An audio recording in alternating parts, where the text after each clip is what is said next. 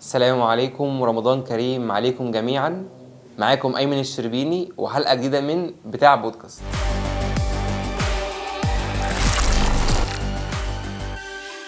النهاردة هيكون معانا أندرو أشرف، سفير الشغل، مؤثر، رائد أعمال، شوية تعريفات كتير كده أنا مش هقدر أقولها على الرغم إن معرفتي بيه من أكتر من 7 8 10 سنين. لازم هو اللي يعرفنا بيها بنفسه. اتفضل يا أندرو. ازيك يا ايمن، عامل ايه؟ الحمد لله، أنت عامل إيه؟ كل سنه وانت طيب، رمضان كريم. السلام.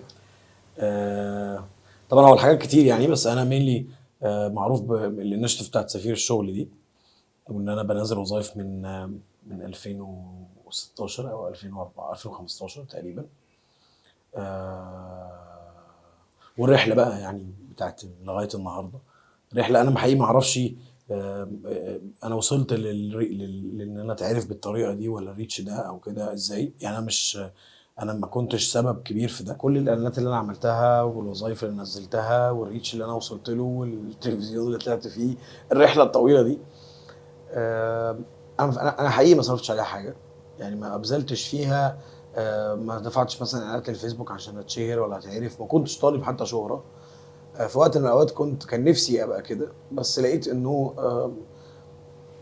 بعد ما اتشهرت بنزل وظايف، وبعدين يعني فين الحياه، فين السي في بتاعي؟ يعني مفيش سي في. ف وانا اوريدي كنت بشتغل، انا اصلا كمبيوتر ساينس، انا عرفت المعلومة. بشتغل جرافيك ديزاينر، وبعدها دخلت سيلز. وشاطر كمان.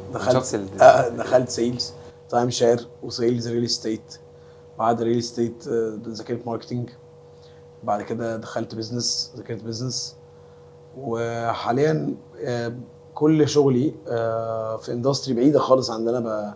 انا بشتغل في ريل استيت في الفرنتشر والفينشنج. وما مكمل لسه في الوظائف وسفير الشغل وفي الوظائف، لانه شفت انه دي انشيتيف لازم تكمل. جت فتره عليها وقفت، ما كنتش قادر اكمل باسباب كتير. اولا انا اتشغلت جدا، والسبب التاني برضو الهجوم، والناس برضو ابتدت انا احب اسمع منك القصه دي، لان القصه دي جالها وقت انتشر جدا على الناس بتهاجم اندرو اشرف. دي حقيقه. طلعت وقت واختفت خالص.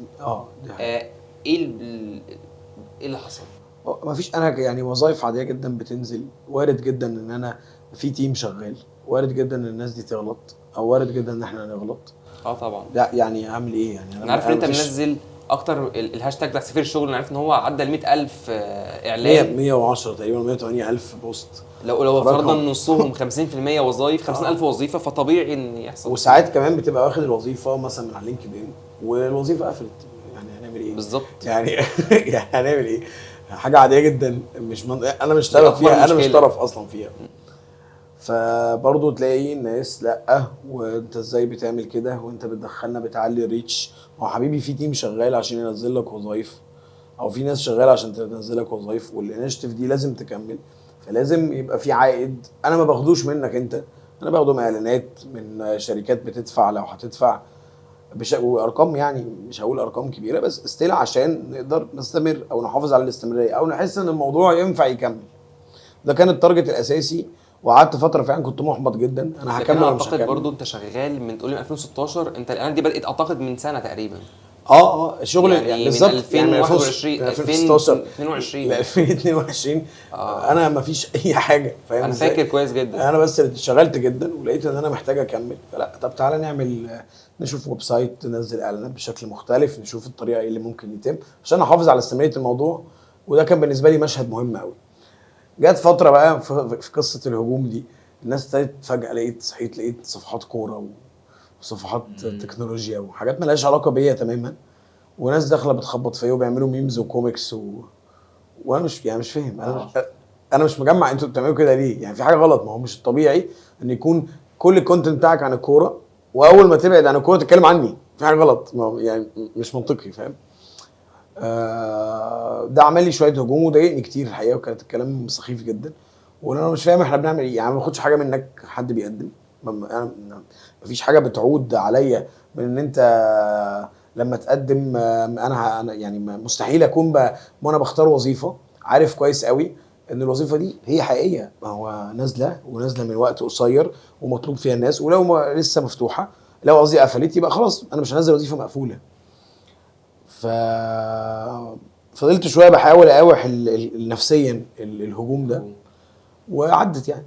انت حتى كنت لسه قايل لي قبل ما نبدا ان انت لقيت ان في انجلز مع ايموشنز مبعوت لك من باكستانيين لقيت بعدها بشويه في نفس الفتره شويه دي شباب باكستانيين، عارف انت الاكونتات أيوة. البوه نوه موه سوهو بالظبط الشكل الشرق اسيوي عاملين انجلز على بوستات عندي. اذا انت دافع يعني، فانا عايز اعرف يعني الشخص اللي جرب يدفع ولو حتى $10 في الشغلانه اللي هو عملها دي، هو استفاد ايه؟ انا حقيقي مش قادر افهم ايه الفايده اللي في عملت عليه. اخطاء بنعترف بيها بنحاول نصلحها. وخلي بالك انا بطلع كتير للناس، ساعات بقول للناس انا اسف حقكم عليا، سواء اسف ان انا ما بردش المسجات كتير، سواء اسف ان ربنا يعينك طبعا، سواء اسف ان الوظيفه مش عارف ايه. وانا برضو ستيل برضو من نقطه مهمه قوي، انا بعمل ده خدمه، انا مش مطالب انه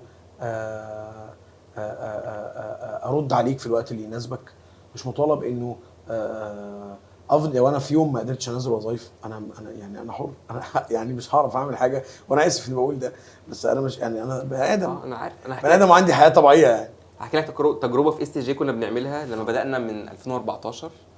كنا بنجيب اي انترنشيب يفتح، اي سكولرشيب تفتح، اي وظيفه حلو. اي اعلانات وبنشير عادي خالص. حلو. بدانا نحس ان في اعتماديه كبيره علينا. يا جماعه فين التدريبات؟ لسه ما فتحتش. طيب احنا والتيم قررنا ان احنا لا، ما تيجي نعلم الناس، ما تجيب الحاجات دي لوحدك. جميل. تعالى اعلمك ازاي تلاقي تدريب صيفي. حلو. بدل ما نزلك تدريب صيفي ويقدم في عليه 10000 واحد ويبقى انت فرصتك واحد في 10000، لا تعالى اعلمك تخش تجيب الحاجات دي لوحدك. اتهاجمنا هجوم، اتهاجمنا جدا. ايوه الناس بقت تقول لنا انتوا بتتنكوا علينا ليه؟ انتوا بقيتوا ما تدوناش تدريبات صيفي ليه؟ حبيبي انا واحد بعت لي من اسبوع، انا عايز وظيفه، انا بخلص شغلي مش عارف شغال من 8 ولا من 9 ل 5، وعايز وظيفه في نطاق المعادي لمده 20 يوم مثلا، في بادجت مثلا 4000 جنيه. فانا دي الرسائل دي بيجي لي اشكالها كتير، وانا مش فاهم انت يا حبيبي يعني مقتنع ازاي ان انت ممكن تلاقي وظيفه كده؟ وبعدين عشان تدور بس تقول لك 20 يوم مش هتلاقي وظيفه. وبعدين مثلا يجي لي ناس تقول لي احنا بنتابعك بقالنا 4 سنين الله يسامحك ما بنشتغلش. يعني انت 4 سنين مستنيين انا اللي شغالك بس؟ ما هو مش طبيعي، حاجه غلط يعني. ورزق. بعدين بشوف طب وريني السي في، بعت لي السي في، اللوكيشن غلط اصلا. يعني هو ساكن مثلا في منطقه محافظات وكاتب ان هو قاعد في المحافظه. حبيبي ما حدش يكلمك، موضوع بسيط يعني. طب انت حبيبي مقدم على وظيفه انا ايه يعني؟ انت بتنزلني وانا بقدم عليه؟ يا اخي حرام عليك يا اخي حرام عليك، بتهدر وقتك وبتهدر مجهود وبتخلي الناس الاتش ارز يتعبوا اكتر واكتر.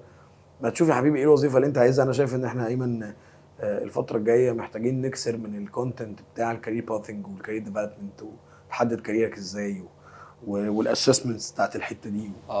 لازم الموضوع ده مهم قوي ومطلوب قوي، وكل الجامعات المحترمه النهارده شغالين بيه.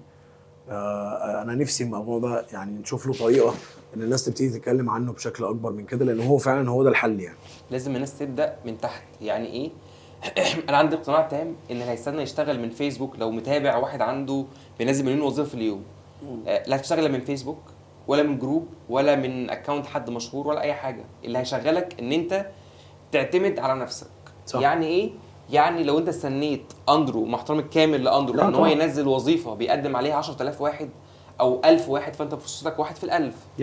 لكن انا لو قلت لك، او لو انا علمتك، او لو انت من نفسك عرفت ايه المواقع او ايه الصفحات او ايه الجروبس او ايه لينكد ان او ايه وظف او ايه فرص او ايه المواقع دي كلها، دخلت من نفسك دورت، هتلاقي فرصتك بقت اكبر بكتير من انت اعتمدت على وظايف واعلانات على الفيسبوك. دي حقيقه.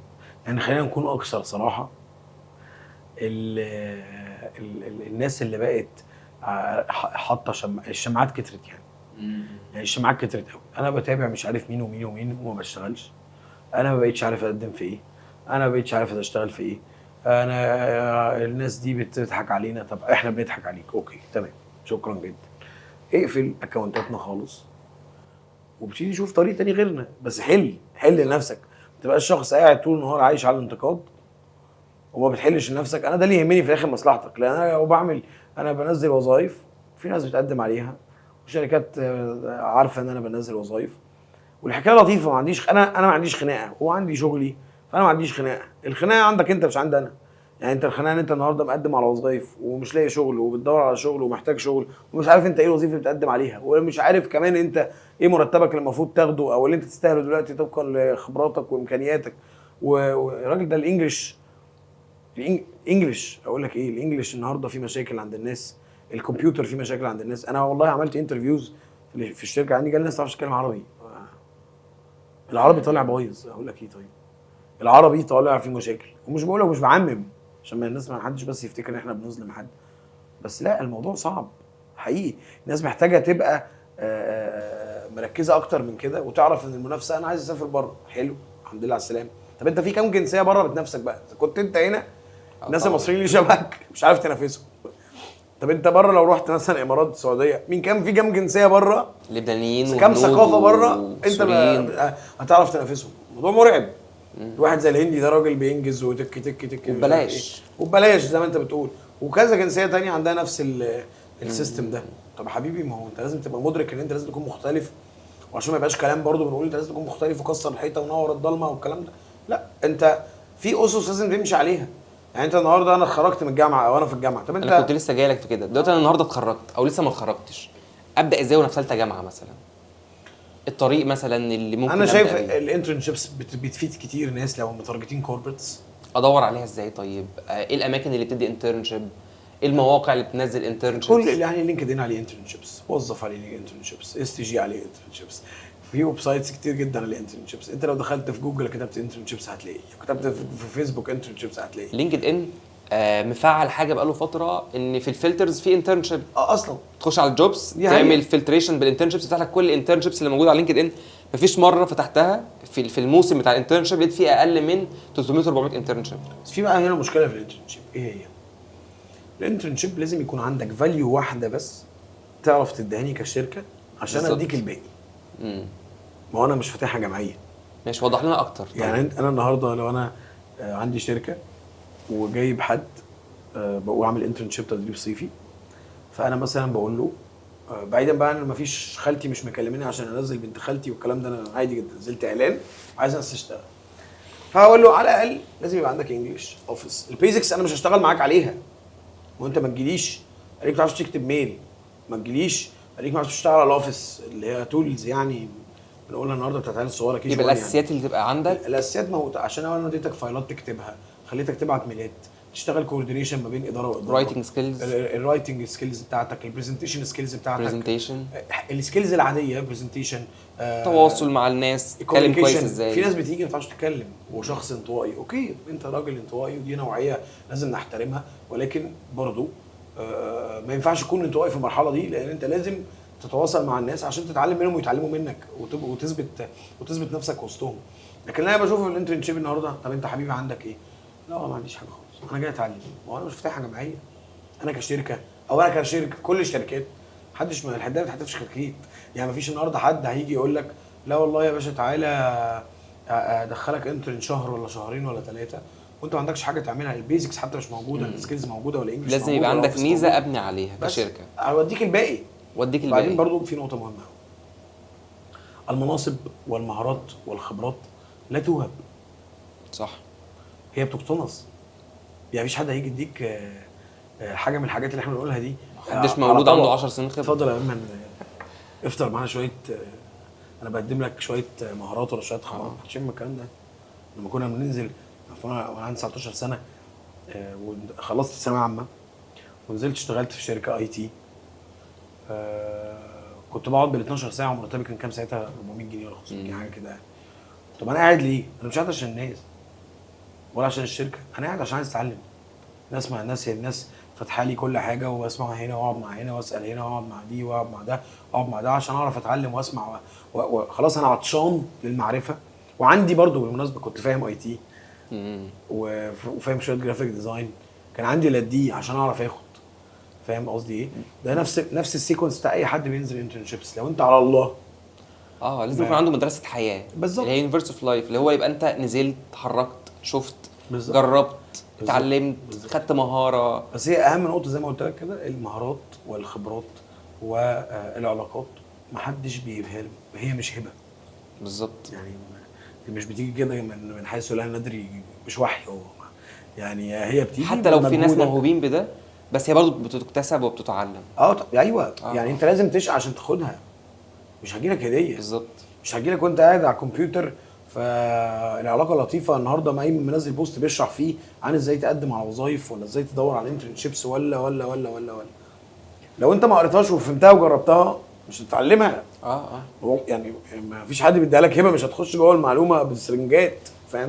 مش هتخش جوه دماغك بالسرنجات يعني. انا كنت متذكر بوست انت كنت منزله من فتره، اللي هو اهم 5 كورسات في حياتك كلها، دي حقيقه. مش في شغلك بس. كنت انت مذاكر مهارات التواصل، مهارات التفاوض، مهارات العرض والتقديم، اداره وقتك ازاي. صح.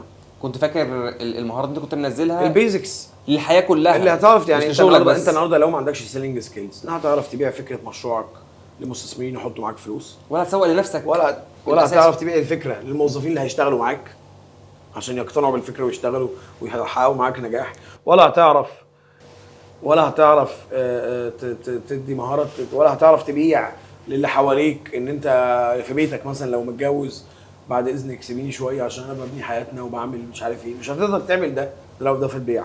البرزنتيشن مش هتقدر تعرض اي حاجه عندك، مش هتقدر تعرض افكارك احلامك، تقعد تتكلم تقول انا نفسي كان عندنا كذا وعملنا كذا واشتغلنا على كذا وحققنا كذا ونفسنا نوصل لكذا والحكايه مش هتقدر تعمل ده. الكوميونيكيشن ابسط حاجه، انت كل يوم بتنزل من بيتك بتتعامل لك على الاقل 30 40 بني ادم. طب ايه بتعمل ايه معاهم؟ هتتكلم ازاي معاهم؟ هتستفيد منهم مع ايه؟ مديرك، هيستفيدوا منك ايه؟ مع الزملاء، كل حاجه.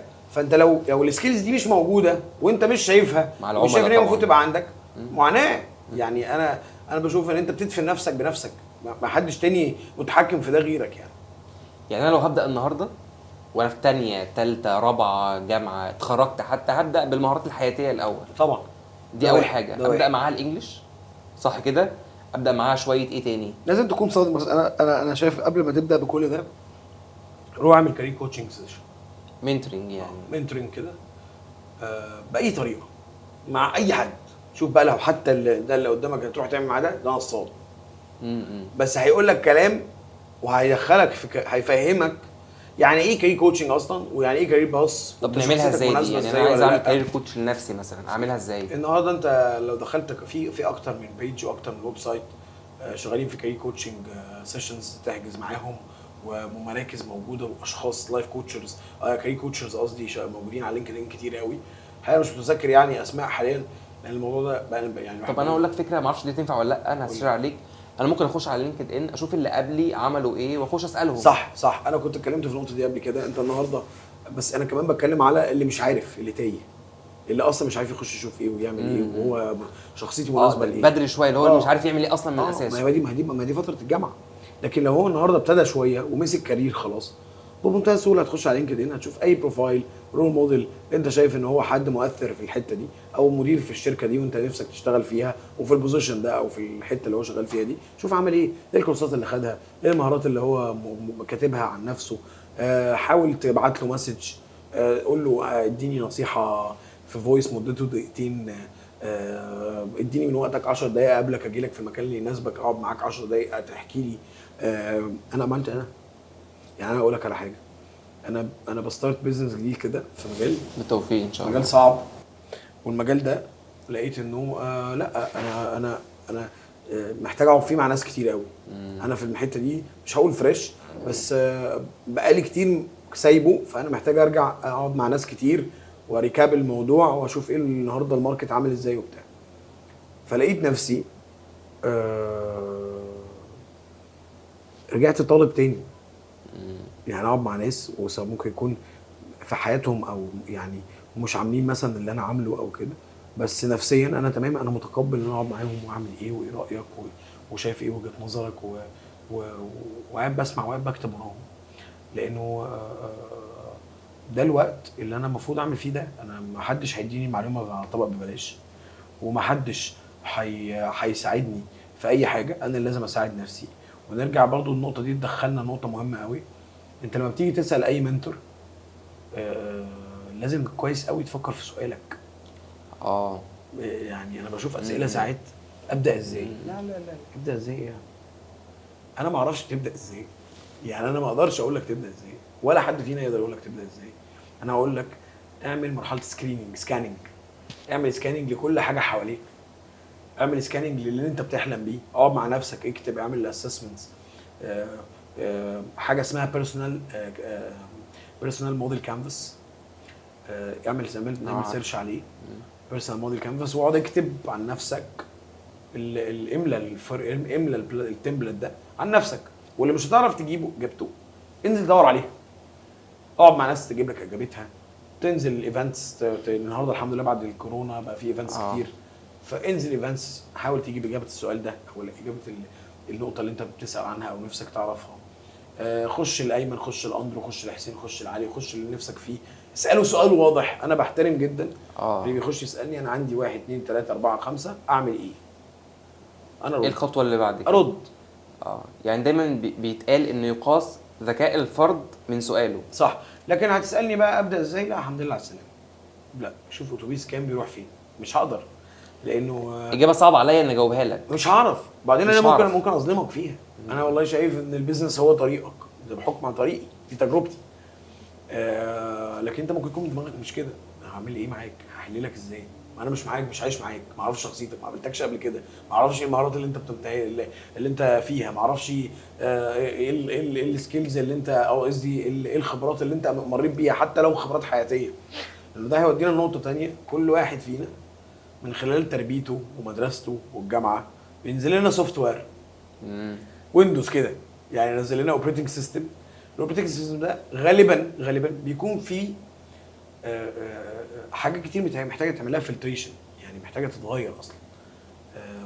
ودي منطقه انا خدت فيها تور بعد مثلا 5 6 سنين من شغلي. رجعت خدت كورس عشان اقدر، كورس حاجه ليها علاقه بالادراك والوعي، عشان اقدر اعرف عن نفسي واقدر امسح من ذكرياتي ومن تجاربي السابقه حاجات كانت مضايقاني بتخليني شخص غير متزن في مواقف معينه، عشان اقدر الحته النفسيه دي. برضو في ناس كتير بتتغفلها، انا بشوف ان هي مؤثره جدا ومهمه جدا في ان انت تكون شخص متزن وتبقى انسان سوي مع نفسك، متقبل اخطائك واخطاء اللي حواليك، ومتقبل اخطاء الاسره، لو في اخطاء الاسره، اخطاء ولادك، اخطاء اخواتك، اخطاء والدك ووالدتك، لازم تكون متقبل ومتصالح مع ده جدا. عشان لكن كتير بيبقى قابل ناس مش قادره تتصالح مع انه والده مثلا ما علموش كويس. حبيبي طب وبعدين؟ ان هو ظروفه حاططه في المكان ده، انا مش متقبل للراي الاخر ومش متقبل للظرف اللي انا موجود فيه دلوقتي. وبعد عدم التقبل ده هنروح فين بعد كده؟ ما انت محتاج تتقبله وتتصالح معاه عشان تقدر حياتك تستمر. لان في ناس بتبقى واقفه حياتها عند النقطه دي هو مش قادر يكمل، ومهما قعدنا هو فاقد الشغف وفاقد الباشن وفاقد الباور وفاقد الطاقه. الشغف ده ليه قصص كبير معانا مع الناس كلها. دي حقيقه. ترند. هو ترند، وبعيدا عن الحاجات الكتير اللي بتطلع عليه يعني، بس هو في جزء من الحقيقه. النهارده ايه اللي مخلينا النهارده نقعد مع بعض نعمل بودكاست؟ هو شغفنا ان احنا عايزين نوصل حاجه، بس عندنا شغف تجاه ان احنا نساعد الناس بشكل او باخر. وعندنا شغف، ايمن مثلا عنده شغف انه من فتره كبيره مثلا نفسه في يعمل بودكاست، فجات له فرصه فبيعمل بودكاست. مش عارف، عنده شغف انه يتشهر مثلا، لو في حتى ولو 5% وشه يتعرف اكتر، انا او انت بنطلع نعمل ده. عشان كده هي اسباب كتير، مش لازم يكون سبب واحد. بس دي النقطه اللي ده على قصه الشغف. يعني الشغف، الزهق، ابدا منين؟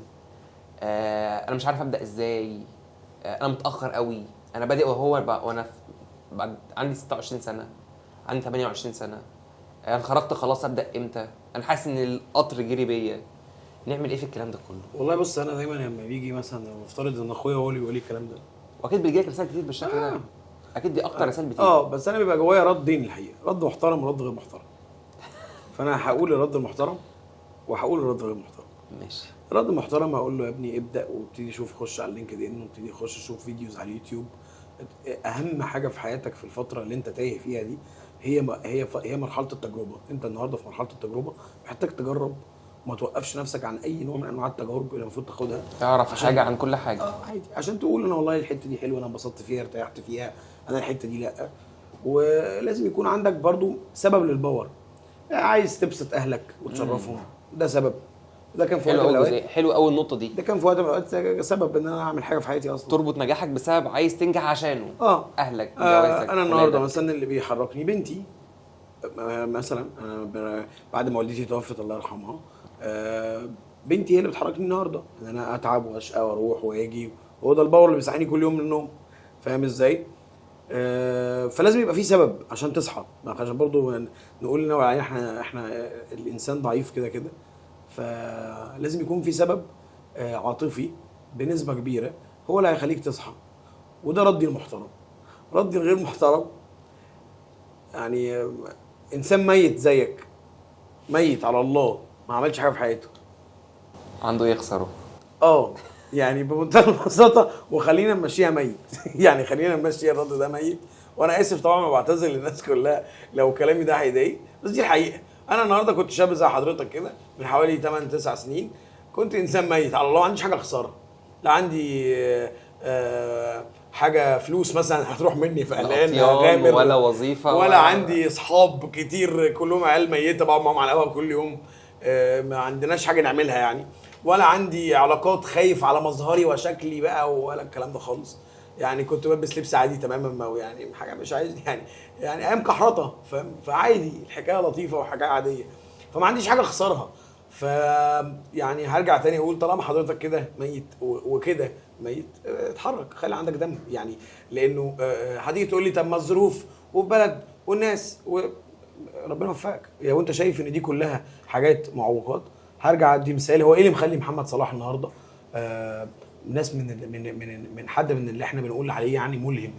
لان الراجل عايش نفس العيشه اللي احنا عشناها بل اسوأ، وكان موجود في نفس البيئه اللي احنا موجودين فيها بل اسوأ، كان متوفر له تولز اقل بكتير من التولز اللي متوفراك النهارده. انا شغال كمان في رياضه ما ينفعش تتعلم فيها اونلاين مثلا، يعني شغال في حاجه ما ينفعش يقعد على اليوتيوب يذاكر له كلمتين ينزل يشتغل بيهم، ولا ينفع يقعد ياخد له كورس اونلاين في ينفع صح. ولا في المنتور ولا وربنا يوفقه ويمسك له حته يشتغل بيها. ما عندوش كل الكلام ده شغال رياضه يعني كلها مجهود وتدريب وشقه وتعب ومشاوير رايح جاي وفيلم مرعب، فاهم ازاي؟ ولا كان عنده انجليزي مثلا وبتاثر على تعليمك كمان، فانت بتوقع حاجات ولا كان عنده اساسيه لينا كلنا. ولا كان عنده انجليزي عشان يروح متخيل انه يبعت ميل بقى جامد للنادي الفلاني، انا يا جماعه اخر لعيب في العالم ممكن اخلص لكم المشهد ده، ولا لينكد ولا كل الكلام ده، فاهم ازاي؟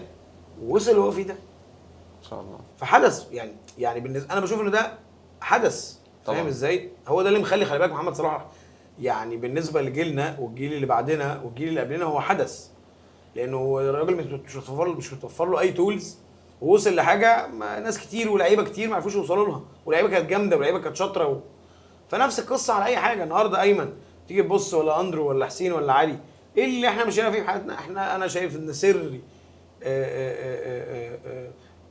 لو انا ناجح او عامل حاجه كويسه في حياتي النهارده، او حياتي الى حد ما فيها نسبه استقرار، هي جايه من التجارب وتراند ايرور، مش جايه من اي حاجه تانية. ان انا كان عندي القدره والباور والطاقه والاحساس والدم ان انا انزل اسعى واجرب وافشل واجرب وافشل لحد ما تلفق معايا في حكايه.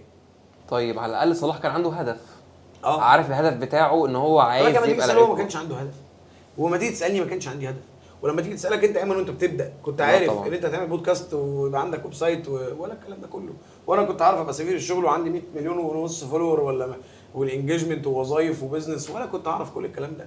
البدايه والرحله بتتطور مع احنا كبني ادمين بنتطور. سيب نفسك والبحر هيرفعك. سيب نفسك هتسلسل بقى انزل نفسك، البحر والميه ترفعك. هتسلسل نفسك بقى وتجيلي في انترفيو شاب لسه فريش خريج 23 طالب 14 ولا 15000 جنيه عشان ظروفه صعبه. انا مالي بظروفك؟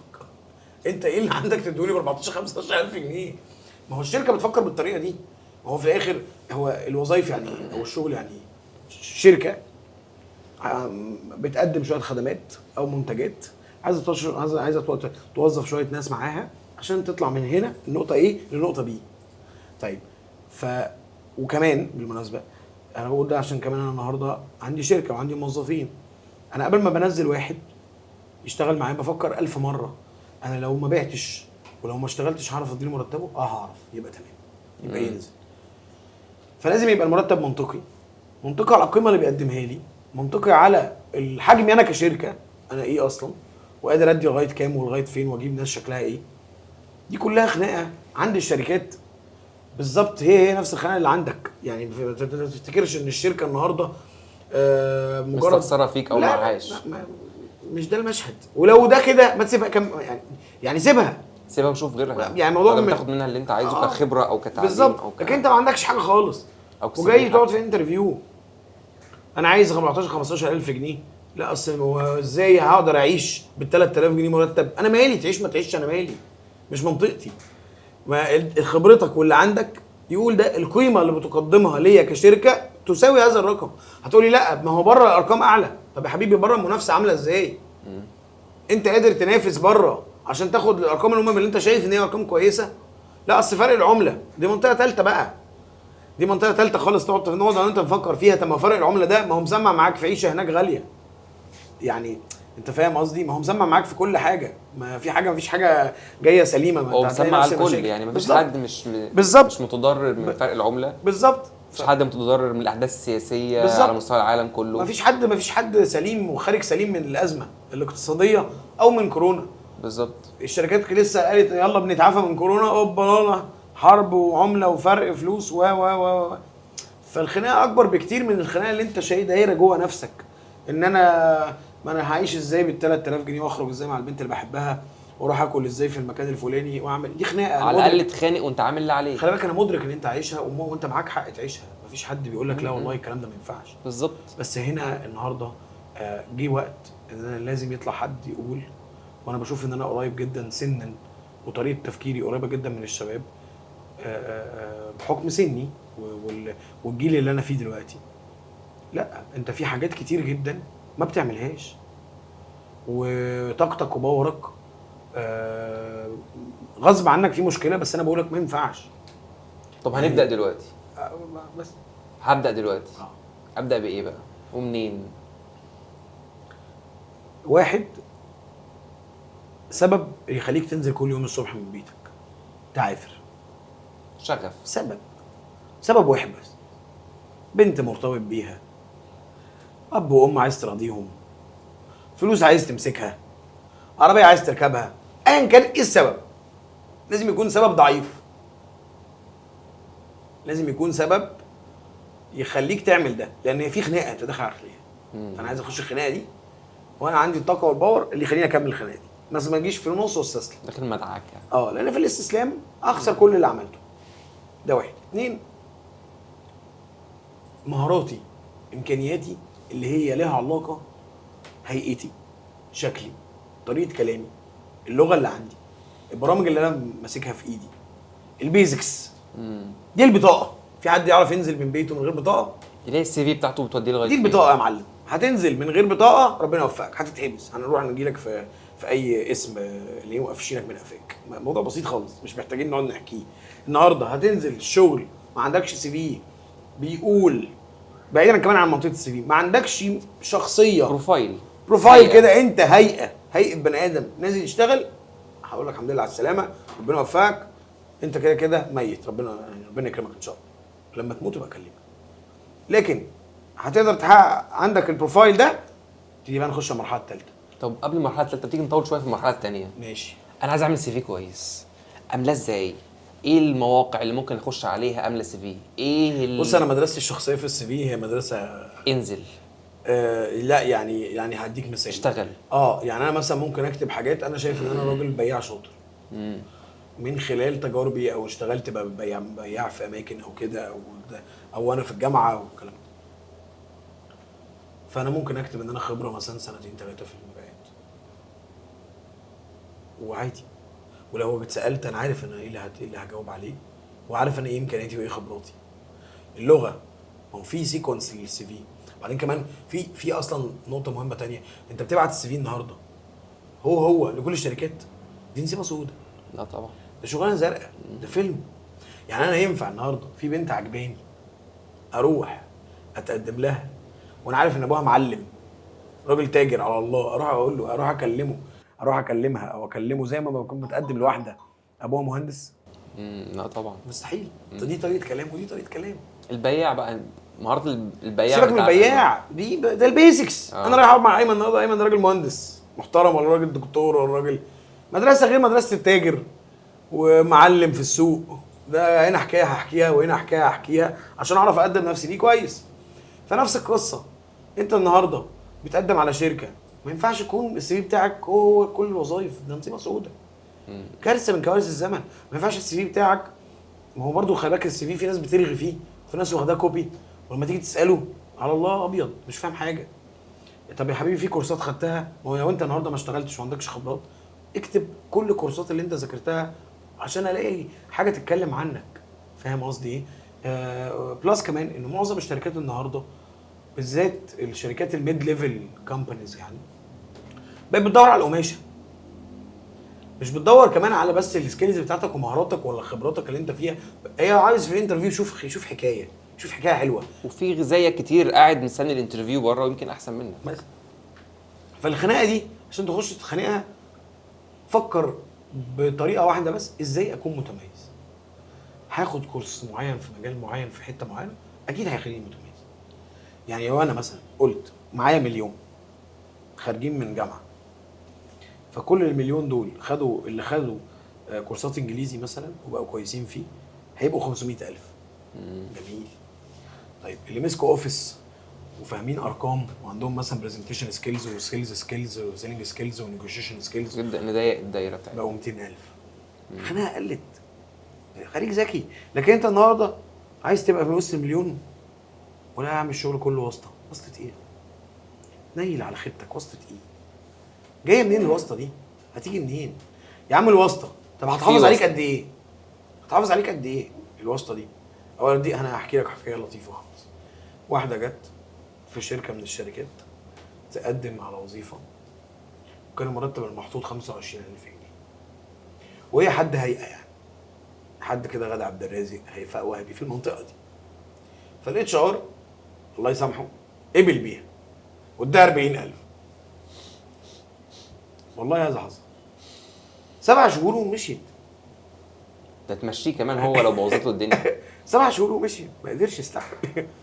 فاهم ازاي؟ وده كتير. ففي مثلا ناس تعتمد على هيئتها برضه مش هتكمل، ولو واسطه لو هو ما عندوش اللي يعمله مش هيكمل.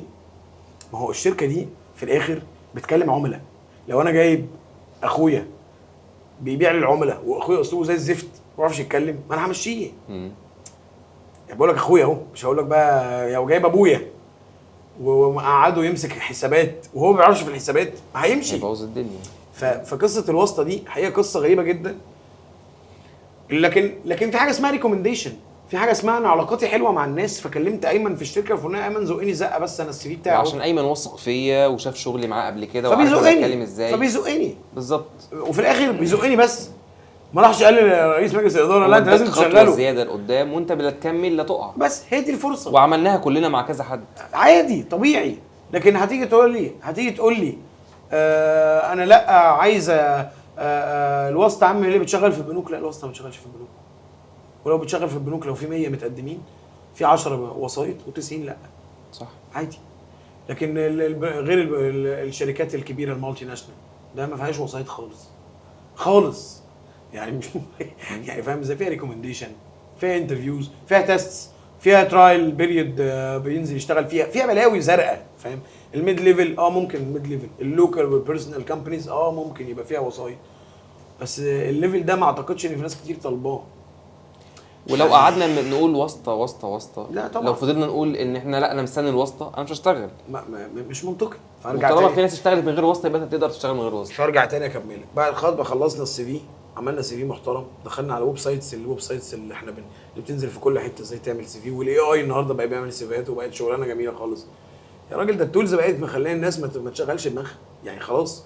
فانت استخدم التولز دي صح عشان نرجع تاني نقول لك ايه؟ طبعا الاي اي هياخد وظايفي وهياخد الوظايف اللي كنت بشتغلها. حبيبي خالص، الاي اي بقى بيديك شويه افكار، بيلم لك شويه داتا، بيسرع عليك شويه وقت، بيخليك تعمل برين ستورمنج، تفكر بطريقه احسن عشان تعرف تجمع. انا لو بعمل سي في فانا النهارده مقدم سي في للشركه الفلانيه، لازم اعمل الهوم ورك بتاعي، اذاكر هي الشركه دي بتعمل ايه، شغاله في ايه، حجمها كام موظف، رينج مرتباتهم ايه.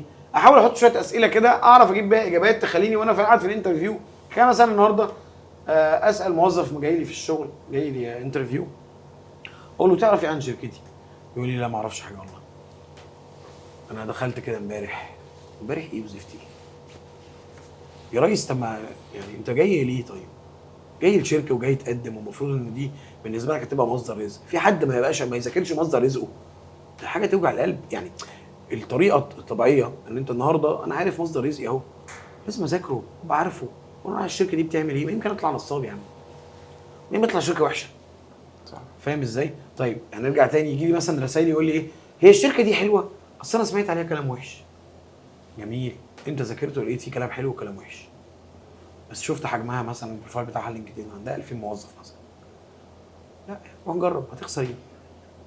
قلقان، خد معاك واحد صاحبك عادي يعني. اقول لك ايه طيب؟ او واحده صاحبتك لو انت رايحه. يعني اقول لك ايه طيب؟ لكن ما الخوف الشديد على ما فيش. عارف زي بالظبط ايه؟ داخل سوق الجمعه وخارف اتسرق وانا اصلا معايا 10 جنيه. انا كنت متذكر، انا كنت منزل بوست من فتره برضو قريبه عن موقع اسمه هاو تو بيكم. اوكي.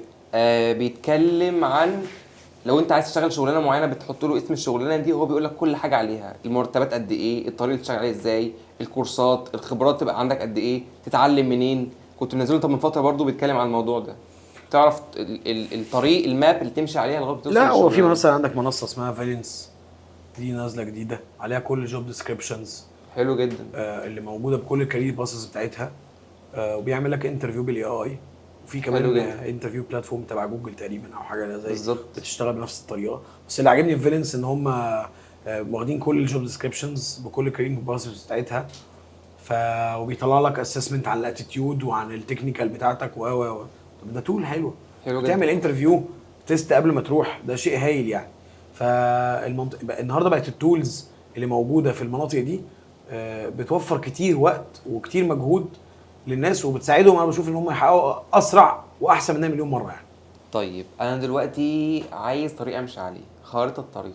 قول لي يا ايمن، انت ابدا من بكره، روح فين، مواقع استفيد بيها ايه، اخش اعمل ايه، ايه اللي هيزود لي.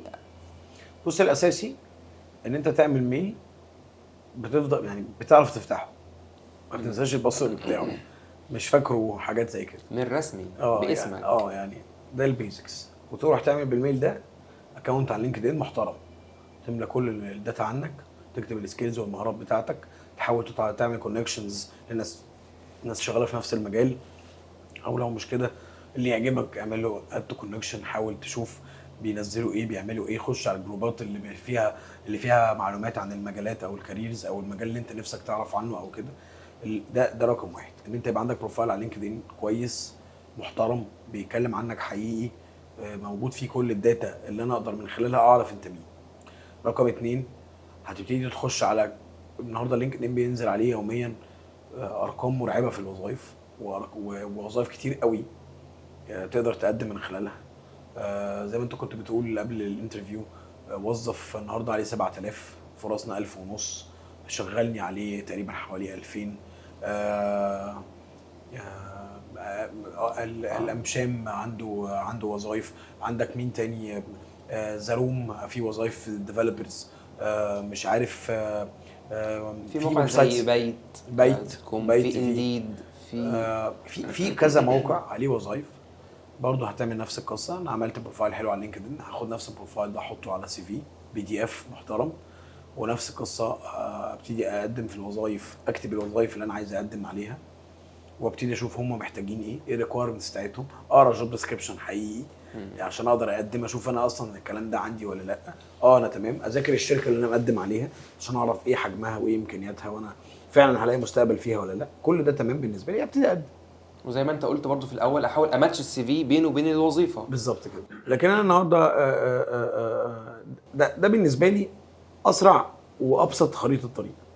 طيب لو انت بقى على الزيرو، على الابيض، ما تعرفش حاجه خالص، فعارف اقول لك تاني، اشتغل على التجربه، جرب، روح كول سنتر، روح داتا انتري، روح اي حاجه ممكن تشتغل فيها وبالنسبه لك هتعرف تعملها، عشان على الاقل تزود علاقاتك شويه، تعرف اكتر عن سوق العمل، تدرب نفسك انت تصحى بدري وتنام بدري، تخش في مود الشغل اللي صعب جدا لو انت قاعد بقالك فتره بتخرج مع اصحابك وقاعد على القهوه ومش عارف ايه، صعب جدا تروح له يعني. على الاقل يبقى معاك فلوس تقدر تاخد بيه كورس، تبدا يبقى عندك قابليه تعمل بيه حاجه تانية. ده هيودينا انه كل الكورسات يا ايمن الانسان بيدفع فيها فلوس عشان ياخدها، هو ده اعلى استثمار، اعلى ROI، اعلى من اللي بيحط في البورصه، اعلى من اللي بيشتري دولار، اعلى من اللي بيشتري ذهب، اعلى من اي حاجه. اعلى من الدولار كمان؟ والله الدولار صدقا. في زي الدولار دلوقتي. ليه؟ لانه انت النهارده مش هتعرف تعمل فلوس ولا دولار ولا صيني ولا ذهب ولا اي حاجه غير ما تكون بتعرف تشتغل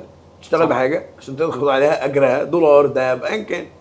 طب اللي انت ما عندكش حاجه تشتغلها، ده اللي هيجيب لك الدولار والذهب ان شاء الله. ما فيش غيره. فعشان كده بقول ده اعلى ROI وارخص استثمار. يعني لو خدت كورس 5-6000 جنيه 10000 جنيه يا سيدي، ارخص بس اصعب برضه، طريقه طويل شويه. طبعا ما هو ما فيش حاجه سهله، لكن اللي اقصده ايه، هتعرف هتتعلم حاجه تنزل تشتغل بيها بكل بساطه وكل سهوله. لانه خلي بالك انا بقول ليه بكل بساطه وكل سهوله، لانه كل يوم ما اقعد مع اي حد عنده شركه انا بعاني، انا مش لاقي حد كويس، معاناه. يعني انا الكلام ده بقوله ويمكن ما حدش هيصدقه، بس دي حقيقه. كل الشركات النهارده بتعاني مش لاقي ناس كويسه. طب ايه الحل؟ حل الناس تنفست في نفسها وتعرف هي بتشتغل على ايه عشان يقدر يقدم على وظيفه. وانا بقول له هتتقبل لو انت مناسب وكويس ومذاكر وعملت الخطوات اللي اتكلمنا فيها دي، هتتقبل بكل سهوله. مش محتاج ان انت تضيع وقتك ولا تضيع وقت الشركه في ان انت تقدم وانت مش فاهم انت بتقدم على ايه ومش عارف الشركه بتشتغل في ايه ومش عارف ايه الوظيفه المطلوبه، حاجات كتير من هذا القبيل يعني. ماشي. بس. بعد كده ايه تاني؟ ممكن بعد ما يظبط بروفايل لينكد ان يبدا يدور على ويب سايتس ايه الوظائف المتاحه فيها، يبدا يظبط CV على الجوب ديسكريبشن الوظائف. بص خليني اقول السكيلز بقى، الكورس الانجليش. خليني اقول لك حاجه سهله خالص. اي حد عايز يشتغل لازم يجاوب على السؤال ده: انا عندي ايه اقدمه وبكام؟ وشغالك ليه عن غيرك؟ بس ليه اختارك انت؟ بس عرفت تجاوب السؤالين اللي انت بتقول عليهم دول، هترتاح نفسيا، هتصحى كل يوم الصبح عارف انه في حاجه حلوه انت هتعملها، لكن مش عارف اجابه الاسئله دي اللي هي البيزكس. في مشكله محتاج تجاوبها. انا ايه اللي انا قادر اقدمه، واللي بقدمه ده بكام دلوقتي، وانا بقدم منه ايه؟ ما هو ممكن يكون انا مثلا جرافيك ديزاينر، ما اروحش اقدم على وظيفه ارت دايركتور لمجرد انا شايف نفسي جامد. لا، طب انا الارت دايركتور ده لازم يكون فاهم في الجرافيكس بشكل معين، لازم يكون عارف يدير التيم بشكل معين، لازم انت ما عندكش غير انت جرافيك ديزاينر، لا ديرت تيم ولا عملت ولا فهمت الجرافيكس كلها ايه ولا فاهم ماركتنج ولا فانت لازم ترجع تاني تبقى كمان عارف انا خلاص حددت المجال اللي انا هشتغل فيه، انا في انهي ليفل منه وهروح اقدم على الليفل ده وابتدي اخد الكارير باص بتاعي. لكن ان انا النهارده اختار مجال معين واقول انا جامد فيه لمجرد ان انا قريت فيه شويه ولا خدت فيه كورسين 3، لا طبعا ده برده مش حل. يعني ده خباك في ناس بتقع فيه، في ناس تختار مجال تاخد لها كورسين 3 فيه، بالنسبه لها ده استثمار وتقول انا تمام. لا، في شقه وفي تعب وفي شغل هتشتغل فيه وهتتعلم، وهي مع الخبره بتيجي. ما هو انا النهارده بتاع الكورس اللي انت هتاخد معاه كورسات ده هيعلمك عن مجالك مش هيديك خبرته. الاثنين مكملين لبعض بالظبط كده. لا الكورس هيشغلك ولا الشغل هيديك المهارات اللي هتشتغل بيها. بالظبط كده. طيب زي الفل. اندرو رجل الاعمال الكبير الصغير ولا الصغير الكبير؟ الصغير. ماشي. خلينا الصغير وخلاص. ماشي. بس دلوقتي الناس اللي بتبقى لسه متخرجه بتبقى عايزه تبدا تعمل مشروع ليها على طول. بدأنا نشوف ريادة الأعمال كان ترند فترة كبيرة، والناس كلها عايزة تبقى أصحاب شركات وأصحاب أعمال، والسوق كله بدأ يروح للسكة دي. ستارت ابس كتير ظهرت، في منها اللي نجح وبقى خد فند كبير وما شاء الله في حتة تانية، وفي اللي بدأ وقع بسرعة. صح. انت شايف ايه الافضل؟ شايف ايه الطريق الصح اللي المفروض نعمله؟ اشتغل ومع الشغل احاول اعمل حاجة جنب شغلي، ولا ابدا في حاجه الاول، ولا اتعلم بعد كده ابدا، ولا بص انا ما قررتش في خيارات كتير. مش عارف، انا ما قررتش ان افتح بيزنس غير لما كنت شغال في كوربريتس. خدت حاجات بدات استوعب يعني ايه شركه اصلا. امم وبعدين لما اشتغلت يعني ايه اداره، يعني ايه مانجمنت، يعني ايه شكل الشركه وشكل المدير وايه الحجم وبتاع. ولما دخلت اول شركه عملتها كنت بشتغل فرنتشر، وانا النهارده الحمد لله يعني عندي براند فرنتشر كويس، وبنتكلم تقريبا في حوالي 70 موظف ما شاء الله. بس الاصلي في الموضوع او الاصلي في البيزنس ان انت مش هفتح بيزنس وخلاص، مش هفتح ستارت اب وخلاص. انا ممكن اكون عندي ستارت اب فيها حاجات افكار جديده وفيها فكره يعني رياديه وبتاع، بس عملت تراديشنال بيزنس عادي خالص. وكان بالنسبه لي صعب ان انا اخش في اندستري زي الفينيشنج وزي الفرنتشر دي واقدر اطلع فيها حاجه واحقق فيها حاجه واشتغل فيها. دي كانت بالنسبه لي حاجه صعبه قوي. لكن اقدر اقول من خلال التجربه دي انه النهارده اي حد بيستارت بيزنس لازم يبقى عارف كويس قوي انه البيزنس له عمر. يعني مش هقدر اقول على الشركه دي نجحت او لا غير بعد 3 سنين 4 سنين عشان اقول الشركه دي قدرت تقف على رجليها وبقت شركه ناجحه. لكن الطبيعي ما ينفعش اقول بعد اول سنه عملنا ارقام حلوه او طلعنا مكاسب كويسه اقول ان هي نجحت. لا، الاستمراريه شيء مهم قوي، لانه كده انا انا بادي اول سنه من الزيرو، فاي حاجه اعملها هي فوق هي نجاح. يعني لو بعت ب 10 جنيه فهي نجاح طبيعي. لكن الثالث سنه فيها استمراريه وتطوير وقدره وستاف موجود وتيرن اوفر، الشركه موظفين فيها مستمرين ما بيمشوش وفيها حاله كامله تقدر تقول ان الشركه دي نجحت ولا لا. فنصيحتي لاي حد بيفكر يحول فكرته لمشروع يركز قوي على انه اولا ما يعشقش فكرته، لان البيزنس ممكن يغير كتير فيها. 2 يركز على كونسبت اللين ستارت اب، ان الفكره مش لازم تطلع على اكمل وجه اول ما تبتدي، لا ممكن تطلع نص نص ومحتاجه تطوير، بس ده الطبيعي. هي لازم تطلع بس كده، هي لازم تطلع كده. رقم 3 ركز قوي قوي جوه الشركه على الكاش فلو. الكاش فلو ممكن يبوظ اي شركه، يخليها تقفل حتى لو كانت بتكسب بالمناسبه. كاش فلو بالنسبه لاي بزنس هو الدم، يعني هو الدم اللي بيجري في العروق الشركه. لو الكاش فلو ده النهارده اتاثر وحصل له مشكله، فورا الشركه دي يا اما هتقفل يا اما هتحتاج فند تاني، فالمؤسسين نسبتهم هتقل، مش عارف ايه اللي هيحصل، في هتتاثر، هتبقى شركه تانيه وانس ان ابتدى يجي لها الفيروس او المشكله بتاعت الكاش فلو دي. فركز قوي في الكاش فلو. انا بشوف النهارده اي حد بيزنس شاطر لازم يبقى مركز قوي ان هو يشتغل على، يعني يتعلم فاينانس.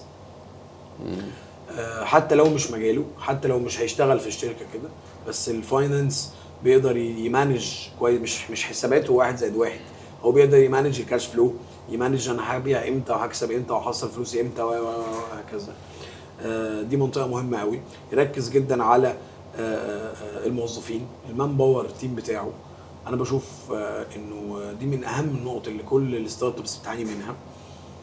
في ستارت ابس بتدلع موظفينها زياده عن اللزوم، فالدنيا بتبوظ. لو بقى ورك فروم هوم والكلام ده مش حقيقي. ورك فروم هوم ده امريكا اول واحده قالت شو، احنا غلطنا ان احنا عملنا كده. ورك فروم هوم ده اختراع فاشل، خلي الناس مش عارفه تشتغل وحاجات زي كده. فلا، انت اعمل بيئه عمل كويسه للشركه، هات تيم على قدك، خلي تروس كبيره في الاول، مش لازم تبقى تروس صغيره اول ما تبدا، عشان تقدر الناس دي يبقوا هم رجالتك بعد كده جوه البيزنس، ويبقوا مانجرز وتيم ليدرز في اللي انت في الشركه لما تكبر. حاول تحافظ عليهم. انا بشوف النقطه دي مهمه قوي. في ستارت ابس كتير بتتغافل المشهد ده ومتخيل ان هي الفكره اللي بتكمل وانه الفاوندر هو اللي بيشيل، ولا ده مش حقيقي. انما التيم هو اللي بيكمل والناس هي اللي بتحافظ على ثبات البيزنس. وعندنا امثله كتير، يعني مش حابين نذكر اسمائهم لان هم موجودين في السوق وشغالين. بس حتى في مجالنا، يعني حتى في مجالنا لما الشركه قررت في مجال التوظيف، يعني في مواقع معينه توظيف، لما الشركه قررت تغير الاستاف مره واحده وتقلل مش عارف من حجم الموظفين و النهارده الويب سايت بيعاني وسهمه عمال يقل كل يوم مش يزيد وهكذا. فنرجع تاني، الستارت ابس او ان انت تفتح شركه او ان انت تفتح بيزنس او ان انت تفتح مصلحه، او بلاش بكره يعني نتكلم عن حاجه اصغر من كده، هي مسؤوليه مرعبه. مسؤوليه ان انت بتفتح بيوت ناس، مسؤوليه ان انت بتبيع لناس، فلازم تكون امين وعندك ضمير. اكسب منهم اللي انت عايزه، حط اي مارجن نفسك تحطه، لكن قدم حاجه صح. ده نقطه مهمه قوي. المنطقه الاخيره ناس كتير بتتغافل، وبلدنا بشكل عام بتتغافل البراندنج كونسبت. ان انا النهارده لازم يبقى عندي براند، والبراند ده رسم له استراتيجي معينه. انا النهارده انا وايمن بنعمل شركه، لازم في حد يخرج ما بيننا تالت هو الشركه اللي اتبنت.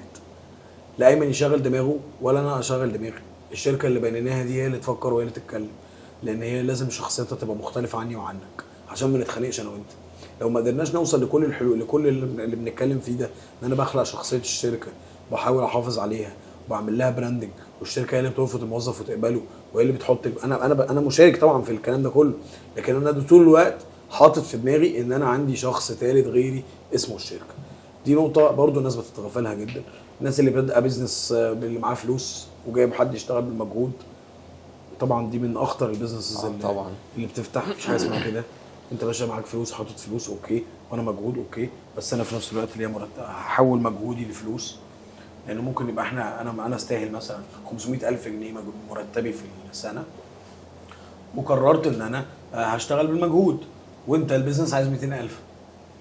كنت قريت مقال فخسارة. للدكتور محمد حسام خضر عن الجزئيه دي تحديدا، يعني كان الحتة دي بيتكلم عن مهمة. العقود. ما تفكرش تبدا شركه قبل ما تتفق عن الشغل هيبقى عامل ازاي ولا مين صح. شريكك. صح. معاك محامي بعقد بنسب بكل حاجه ابدا بيها. لا غير دي كمان، ما تشاركش حد غير لما تتخانق معاه. دي نصيحه مني يعني. اتخانق معاه خناقه الرب السما، اضربوا بعض. شوف هيبقى عامل ازاي. اخر الموضوع، اخر خناقه يوصل لفين؟ وصل لحته عاديه منطقيه، كمل معاه. لان احنا بنشوف شركاتنا والموظفين اللي بنشتغل معاهم والناس اللي في الشغل كل يوم اكتر من عيالنا. دي علاقه جواز اكتر مش ده فلوس. مش علاقه تانية. مش في الاخر مراتي هطبطب عليها ونتصالح، مفيش الكلام ده. لا، دي شركه وناس وستاف وارزاق ناس وبيوت ناس مفتوحه.